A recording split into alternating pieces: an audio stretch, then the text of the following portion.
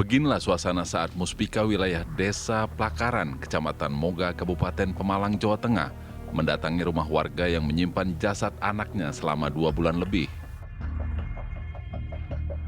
Setelah dilakukan upaya pendekatan, jenazah anak yang berusia 14 tahun tersebut akhirnya dimakamkan di tempat pemakaman keluarga yang berada di samping rumahnya. Pihak keluarga yang nekat menyimpan jenazah sang anak diduga mengikuti aliran tertentu yang meyakini orang yang telah meninggal akan hidup kembali melalui ritual tertentu. Diduga orang tua korban mengikuti salah satu aliran yang menyebutkan bahwa anaknya itu belum meninggal, bahwa jenazah itu masih hidup, padahal sudah meninggal. Kita turun langsung memberikan penyadaran kepada orang tua untuk segera dilakukan perlakuan terhadap jenazah, yaitu dengan dikubur, sebelumnya dengan dimandikan, disolati, dan dikubur di samping rumahnya. Keberadaan jasad anak sematawayang dari pasangan Rohmat dan Prihati ini terungkap setelah warga melaporkan ke pihak kepolisian. Pasalnya keberadaan anak bernama Saskia Anggina Ramadhani yang masih duduk di bangku kelas 1 SMP tersebut lama tidak terlihat. Menurut tim medis, diketahui kematian sang anak sekitar 2,5 bulan, di mana diketahui sang anak sebelumnya menderita penyakit TB paru sekitar 6 bulan yang lalu. Dari Pemalang, Jawa Tengah, Edi Mustafa, TV One mengabarkan. Ya pemirsa, sampai saat ini pun masih menjadi misteri sebenarnya apa yang menyebabkan keluarga tersebut tidak buru-buru langsung memakamkan jenazah putrinya, tapi menunggu waktu beberapa lama. Bahkan sempat ada dugaan bahwa sang keluarga ini yakin bahwa putrinya bisa hidup kembali pemirsa. Kembali lagi kita akan lihat di masyarakat kita kepercayaan-kepercayaan yang menyimpang seperti ini memang ada. Tapi apakah hal ini memang termasuk ke dalam itu? Itu yang akan saya bahas di malam hari ini pemirsa. Sudah hadir di studio TV One Mas Reza Indragiri. Selamat malam, Assalamualaikum. Waalaikumsalam warahmatullahi wabarakatuh. Saya juga sudah tersambung pemirsa dengan Camat Moga, Kabupaten Pemalang, Pak Umroni. Pak Umroni, selamat malam. Assalamualaikum. Waalaikumsalam warahmatullahi wabarakatuh. Selamat malam Mbak Tata. Pak Umroni, boleh diceritakan ini Pak, warga Bapak atau orang tua dari korban, sebenarnya bagaimana sih Pak profilnya atau kesehariannya? Karena memang banyak yang berkembang, apakah ini karena menganut kepercayaan tertentu atau seperti apa Pak? Ya, begini. Kalau menurut penuturan warga, keluarga yang dikepalai oleh seorang ayah bernama Rohmat ini adalah sosok yang tertutup, jarang berkomunikasi dengan masyarakat sekitar. Yang bersangkutan merupakan pekerja di Jakarta dan saat ini masih berada di rumah. Sesekali juga bekerja di secara serabutan di tetangga.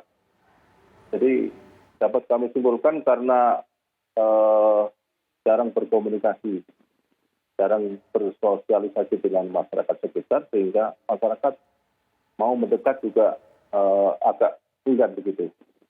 Itulah keseharian keluarga korban. Pak Umroni, tapi benar bahwa keluarga dari korban di sini memang tidak mau ya memakamkan jenazah putrinya karena percaya bahwa putrinya bisa hidup kembali, itu benar Pak?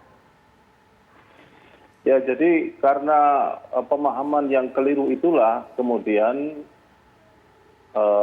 kami setelah mendapatkan informasi dari masyarakat, laporan ke Polsek, dan Muspika langsung bergerak dengan tim medis, tokoh agama, ibu kepala desa dan kepala dusun serta ketua RT langsung melakukan pendekatan agar jenazah korban segera dimakamkan layaknya sebagai seorang muslimah. Setelah melalui mediasi dan pendekatan, jenazah kemudian dimandikan, dikafani dan disolatkan dan dimakamkan di samping rumah.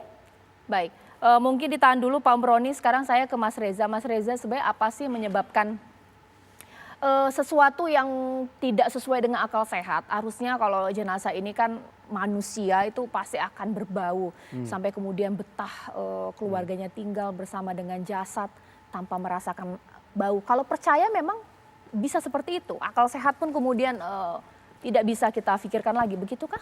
Hemat saya kita bisa meninjau persoalan atau peristiwa ini dari berbagai macam perspektif ya. Kita bisa meninjau dari perspektif budaya yang di luar kompetensi saya, kemudian juga bicara tentang sisi kepribadian, sisi kebudayaan, barangkali juga sisi spiritual, sisi supranatural dan seterusnya yang juga berada di luar kompetensi saya. Keterbatasan saya yang membuat saya memilih untuk barangkali melihat situasi atau peristiwa ini dari dua sisi saja. Pertama dari sisi barangkali terkait dengan masalah hukumnya karena saya mencoba menekuni psikologi forensik, atau barangkali dari sisi perlindungan anak. Karena yang meninggal dunia yang menjadi pokok bahasan utama adalah tentang anak.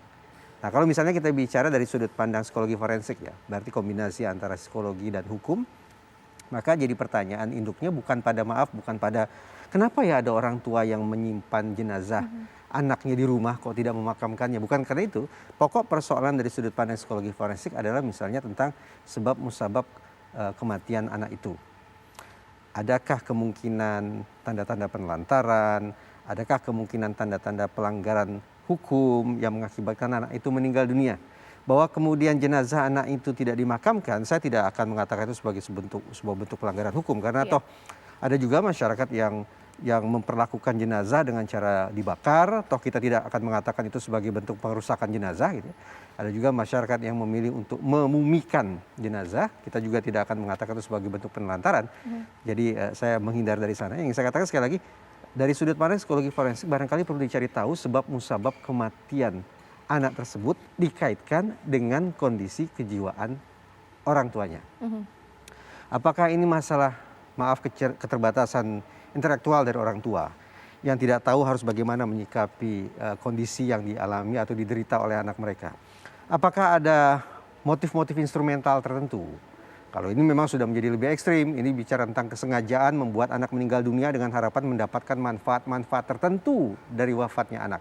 Tapi ini pemikiran spekulatif ya, yang tetap tentu saja harus dilakukan pendalaman apabila dianggap perlu oleh otoritas hukum di wilayah tersebut. Itu dari sudut pandang psikologi forensik. Sementara dari sudut pandang perlindungan anak, ini semestinya isu yang harus disikapi secara lebih serius.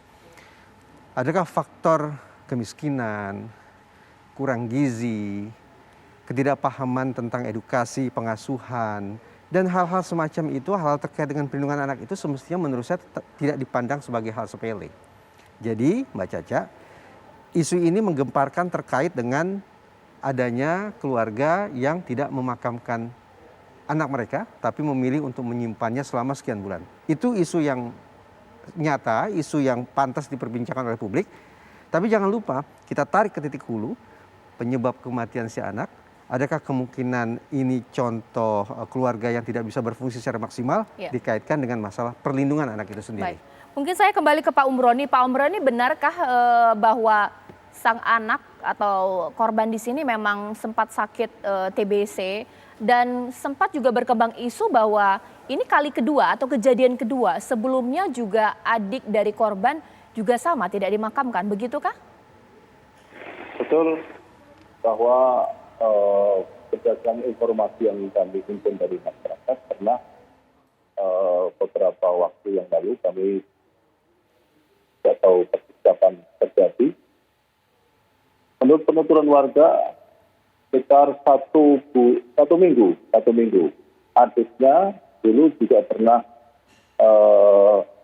gagal, kemudian biarkan selama kurang lebih 1 minggu, dan karena bau yang menusuk, warga kemudian mendesak untuk segera dimakamkan. Baik. Mungkin saya ke Mas Reza. Mas Reza, kalau tadi kan sempat saya putar ya untuk menuju ke rumahnya, meskipun saya tidak bisa menyimpulkan bahwa itu sangat desa sekali, pelosok sekali karena kita lihat jalannya aspal, tapi untuk akses ini kan juga menjadi pertanyaan.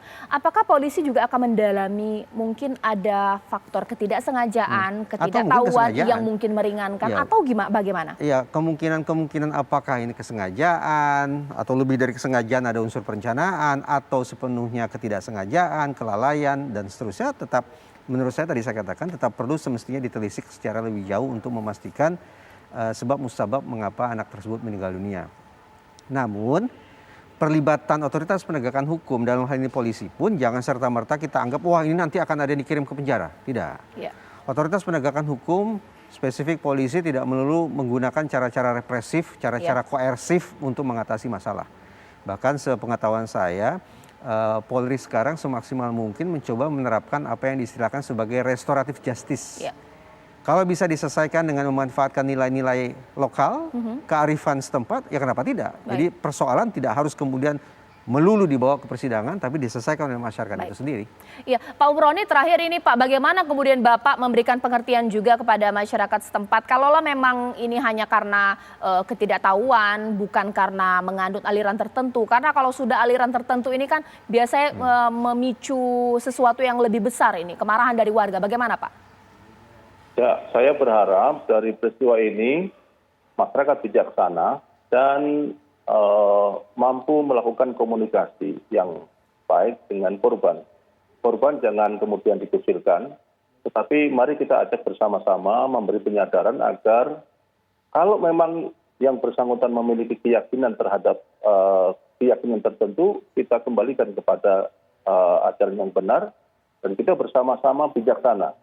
Saya pun juga berharap masyarakat akan bersama-sama menciptakan iklim yang kondusif pasca peristiwa ini, bersama-sama kembali berkomunikasi, sehingga ke depan akan terjadi kerukunan hidup bermasyarakat yang baik, yang sejuk, yang kondusif, dan masyarakat, kalaukah ini dianggap salah, mampu atau memberikan bijaksana, memberikan maaf pada keluarga korban.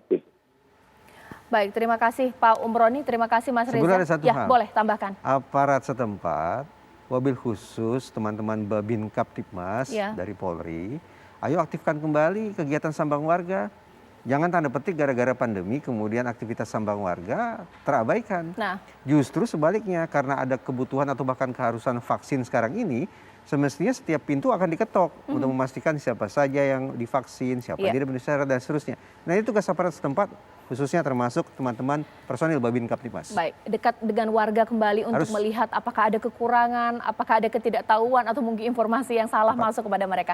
Terima kasih Mas Reza, terima kasih Pak Umroni, dan pemirsa saat lagi saya akan kembali dengan informasi yang mana kasus Omikron ini terus naik pemirsa di Indonesia, bahkan Kementerian Kesehatan memprediksi bahwa bisa jadi puncak yang akan terjadi di Februari tahun ini dengan angka kenaikan yang cukup fantastis, mungkin menembus angka puluhan ribu hariannya. Apa yang dilakukan pemerintah? Cukup jitukah dengan booster vaksin? Sesaat lagi.